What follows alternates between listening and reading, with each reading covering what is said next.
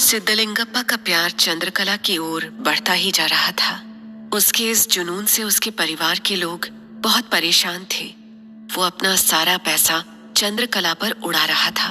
इसलिए एक दिन सिद्धलिंगप्पा के भाई ने उसे समझाया कि एक ऐसी औरत जो पैसा कमाने के लिए ऐसा काम करती हो, वो अच्छी नहीं हो सकती। अपने भाई की बात सिद्धलिंगप्पा के दिल में बैठ गई थी। एक रोज उसने चंद्रकला से पूछ ही लिया कि वो ये काम क्यों करती थी। इस पर चंद्रकला उससे बोली, मैं ये काम अपनी मर्जी से नहीं करती। ये मेरी खराब किस्मत थी कि मैं यहाँ आकर फंस गई।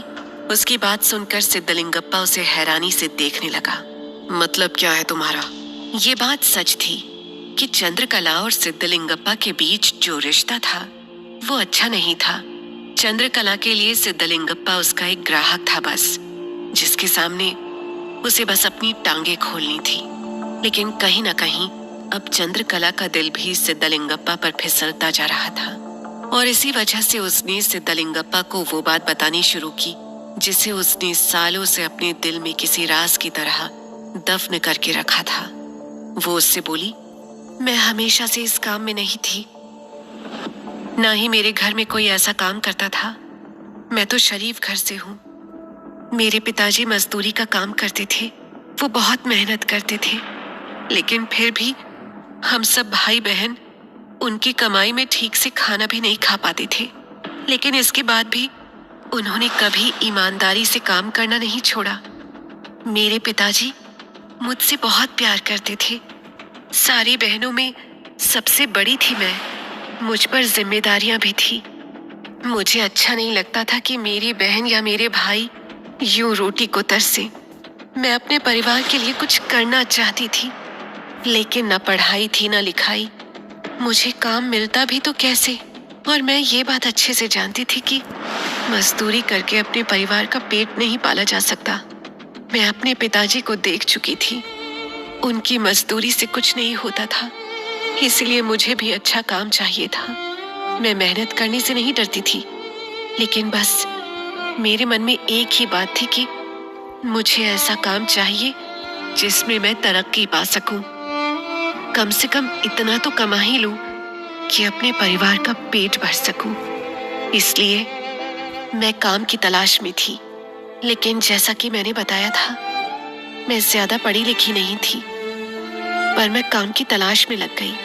तब मुझे किसी ने बताया कि शहरों में मजदूरी के काम के भी बहुत पैसे मिलते हैं। इसलिए मैं अपना गांव छोड़कर बिना किसी को बताए शहर आ गई। मैं अच्छे से जानती थी कि अगर मैंने अपने पिताजी से कहा कि मैं काम करना चाहती हूँ, तो वो मुझे ऐसा करने से रोक देंगे। इसीलिए मैंने उन्हें नहीं बताया था। खैर, मैं शहर में आई तो मुझे इस बात का एहसास हुआ कि इस देश में मेरे जैसे कई लोग हैं जो काम की तलाश में शहर की तरफ आ जाते हैं, और इसके कारण शहरों के हाल गांव से भी ज्यादा बुरे थे। मजदूरी में तो मुझे कुछ खास पैसे नहीं मिले, इसलिए मैं कोई और काम की तलाश में लग गई। उन दिनों काम को तलाश करते हुए मेरी हालत इतनी बुरी हो गई थी कि मैं 4-4 दिन तक खाना नहीं खाती थी। तब मुझे कुमुदा मिली। मैं एक दिन फुटपाथ पर बेहाल पड़ी हुई थी। तभी मैंने कुमुदा को पहली बार देखा था। उसने मेरी वो हालत देखी तो मेरे बारे में मुझसे पूछा। जब मैंने उसे अपनी कहानी बताई तो उसे मुझ पर बहुत तरस आ गया। वो मुझसे प्यार से बोली, अगर तू ऐसे ही भूखी प्यासी यहाँ पड़ी रही तो मर जाएगी, कोई पूछेगा भी नहीं तुझे। ये मैसूर है, यहाँ किसी को किसी के जीने या मरने से कोई फर्क नहीं पड़ता। कुमुदा की बातों में इतना अपनापन था कि मुझे एक पल भी नहीं लगा उसकी बात पर यकीन करने में। मैं उसके साथ उसके घर चली गई। बड़ी अजीब सी बस्ती में रहती थी वो। हर तरफ से अजीब सी बदबू आती थी वहां, पर कुमुदा का घर साफ सुथरा था। सबसे पहले घर पहुंचकर उसने मुझे पेट भर खाना दिया। मुझे वो खाना खाकर ऐसा लगा कि खुद भगवान उतरकर मेरी मदद करने के लिए कुमुदा का रूप लेकर आए थे। खाने के बाद उसने मुझे पहनने के लिए कुछ कपड़े दिए और मुझसे कहा कि मैं उसके घर में जब तक चाहूं रह सकती हूँ, लेकिन मुझे दूसरे ही दिन ये एहसास हो गया था कि मैं किसी के ऊपर बोझ बनकर नहीं रहना चाहती। मैं कुमुदा की अच्छाई का फायदा नहीं उठाना चाहती थी, उसके घर में मुफ्त में पड़े रहना नहीं चाहती थी। इसीलिए मैंने कुमुदा से कहा कि वो मेरे लिए कोई काम ढूंढ दे। मेरी बात सुनकर उसके चेहरे पर एक अजीब सी मुस्कान आ गई थी, लेकिन मैं इस बात से अनजान थी कि जिस कुमुदा को मैं भगवान का अवतार समझ रही थी, वो किसी शैतान से कम नहीं थी। उसके दिमाग में मुझे लेकर कोई और ही प्लान चल रहा था। जैसे ही मैंने कुमुदा से काम मांगा, वो मुझसे बोली, मैं तुम्हारे काम के बारे में ही सोच रही थी चंद्रकला। मैंने अपनी कुछ सहेलियों से बात की है, वो यहाँ पास में काम करती है। उन लोगों की नजर में तुम्हारे लिए बहुत अच्छा काम है। तुम आज ही उनके पास चली जाओ, वो तुम्हें काम पर लगवा देंगी और पैसे भी बहुत अच्छे देंगी। कुमुदा की वो बात सुनकर मैं बहुत खुश हो गई थी। मुझे ऐसा लग रहा था जैसे मेरी जिंदगी की सारी परेशानियां दूर होने वाली थी। मुझे लग रहा था कि आखिरकार मेरा घर से भागना सफल हुआ था। मैं अब जाकर अपने माँ बाप के लिए कुछ कर सकती थी। मुझे कुमुदा की बातों से अपनी जिंदगी हसीन रूप में बदलती हुई दिख रही थी, लेकिन मैं इस बात से अनजान थी कि कुमुदा मुझे नर्क में धकेलने वाली थी। कुमुदा ने मुझे एक पता दिया और वहां जाने के लिए कहा। जब मैं उस पते पर पहुंची तो मुझे वहां पर कुमुदा की दोस्त मिली। वो मुझे एक कमरे में ले गई, कहा कि काम देने वाला आदमी मुझे उसी कमरे में मिलेगा। जैसे ही मैं कमरे के अंदर पहुंची तो मैंने देखा कि एक भद्दा सा दिखने वाला आदमी वहां बैठा हुआ था।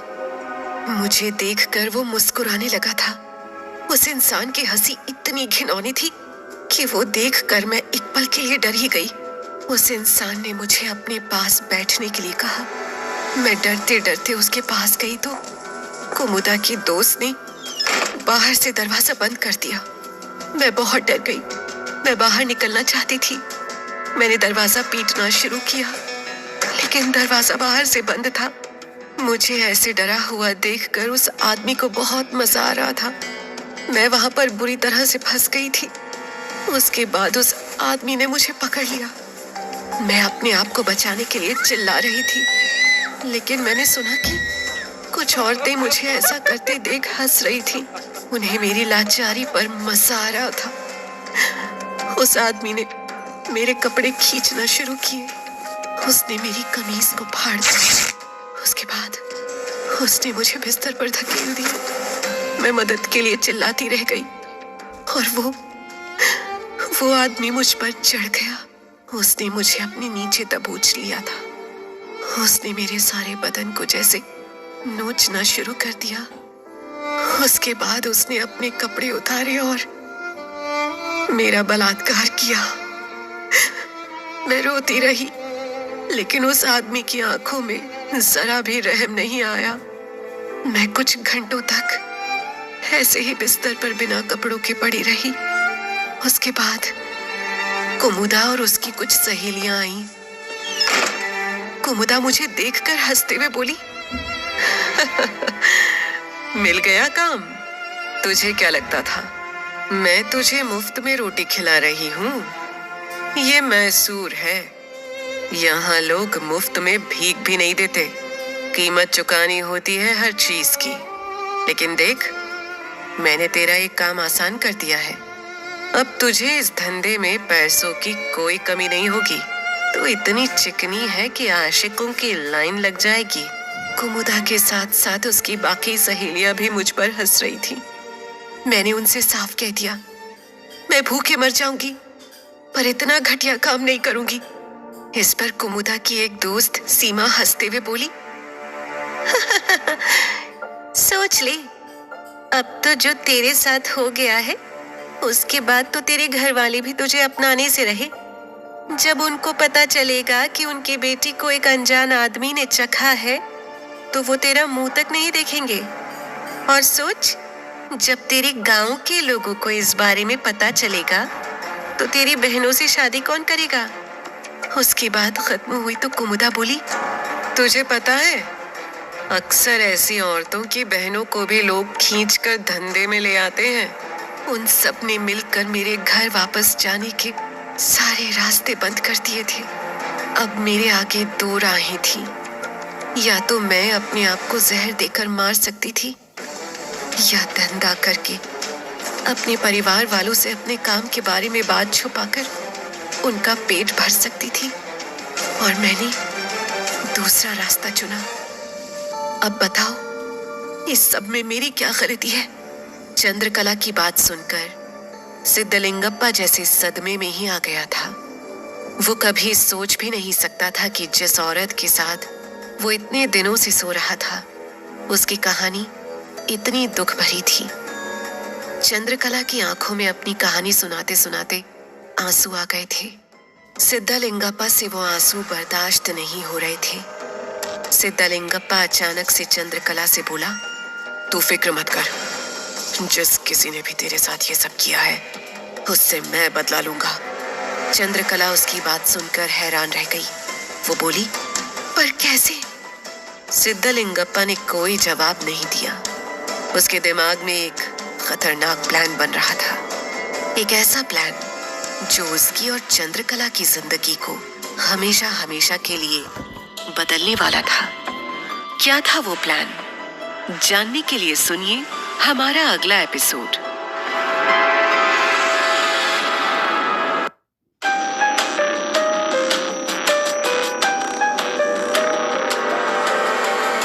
चंद्रकला के प्यार में सिद्धलिंगप्पा पहले से पागल हो गया था, लेकिन जब